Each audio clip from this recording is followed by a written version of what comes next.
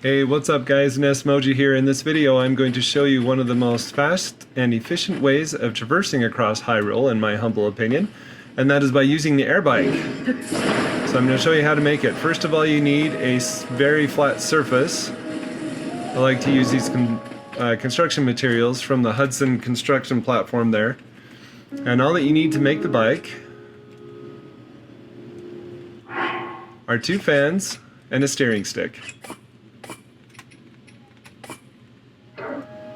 Once you have these out, this is what you do. Take the first fan, rotate it upside down, place it on that flat surface, grab the steering stick, turn it towards you, and then press up on the D-pad once. And your goal is you want to connect the steering stick to the top rim of the wide part of the fan. And the best way to get this attached so you don't have any drift while you're flying is to align those 2 glowing orange orbs that show where the 2 items are going to be attached right in the middle of the fan, as close as you can get it. It might take a few tries, but you can try as much as you like till you get it and get it right on.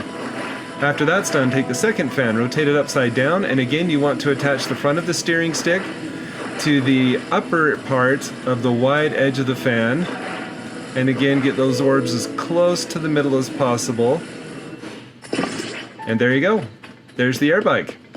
Now, a couple really neat things about this are, number 1, you can fly this as high as your energy reserves will let you go.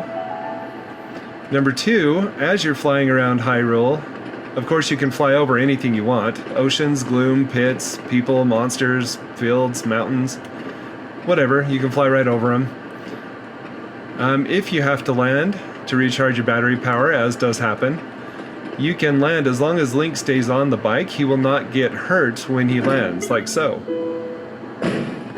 Which is pretty amazing. When the bike lands, it doesn't bounce that far away either, like some other constructed objects have the occasion of doing. And as long as the bike is pretty straight, if it's tilted too far to one side or the other, it won't let you get back on it.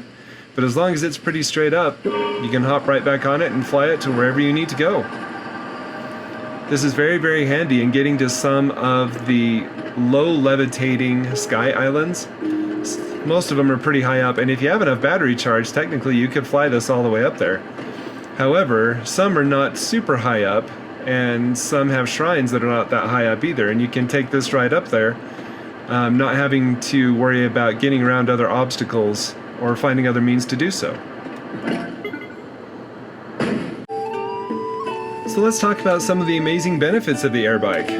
First of all, if you've got the auto build ability, you can save after you've made the air bike the first time. You can save it to auto build, so you can pull it up anytime you'd like. It only costs 9 zonite to make, which is not that much.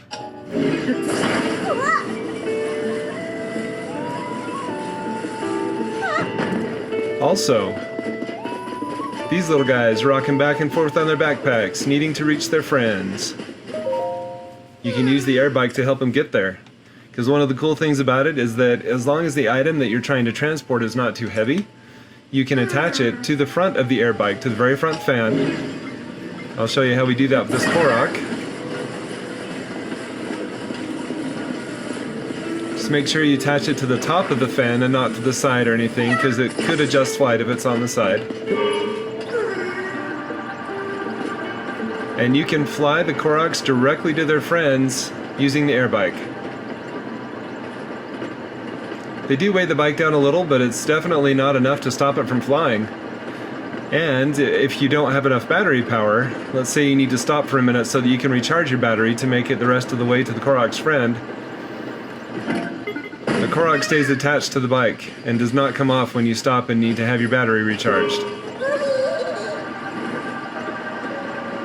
And this works if you need to take the Korok across a river or up a mountain, over the snow, over lava, or whatever the case may be. Even in changes of elevation, it works just fine.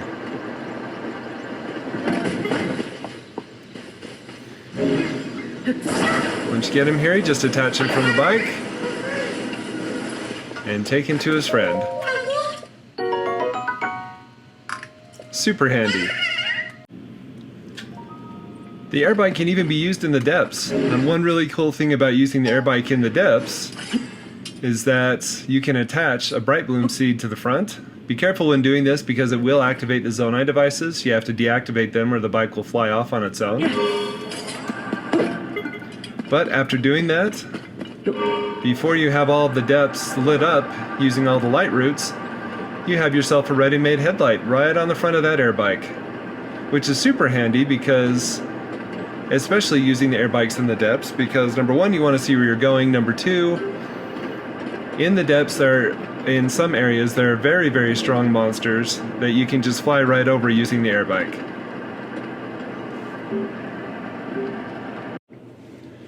Here's something else that's super cool about the air bike. We're in Kara Kara Bazaar right now in the Gerudo Desert.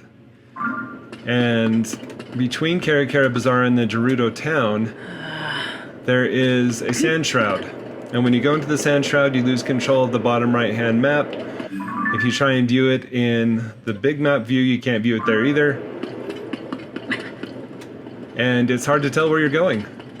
There are a couple options for this. You can use these sand pillars right here to see above the sand shroud, and that's all fine and dandy, but eventually you have to come back down into the sand shroud, and then your map is of no use again. You run into enemies, and there's all kinds of obstacles. Now, one cool thing you can do with the air bike is ride it right over top of the sand shroud. Because if you notice, when you rode that pillar, when you're high enough, you're outside of the sand shroud. Same concept applies with the air bike. Just take it right over the sand shroud and you can ride it all the way over into Gerudo town. It'd even get you above the heat too. So wherever you may want to go throughout Hyrule, the air bike is definitely, in my opinion, one of the best, fastest, easiest, and cheapest, as far as Zonite building materials are concerned, way to get there. You can take it over mountains, over deserts, across lakes, across the ocean, across the water, with very minimal handling. Just flying it normally, I'm not touching the control stick at all right now, and it's flying pretty straight. Not bad at all. You can descend with it, you can ascend with it, whichever direction you want to go. The air bike is a very suitable, multi-directional, dynamic, quick way to travel.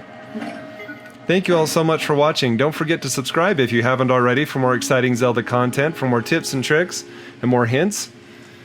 Maybe we'll even bring out some more construct vehicles in the future videos. So don't forget to subscribe, leave a comment, hit that like button, and I'll see you in the next video. Bye!